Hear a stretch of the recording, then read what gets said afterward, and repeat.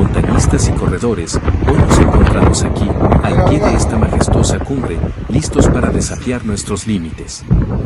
Cada paso que demos será un testimonio de nuestra fuerza, nuestra resistencia y nuestra pasión por la aventura. Recordemos que la montaña nos enseña humildad, el sendero nos exige perseverancia y la meta nos recompensa con una vista inigualable. Avancemos con determinación, disfrutemos el camino y conquistemos juntos la cima.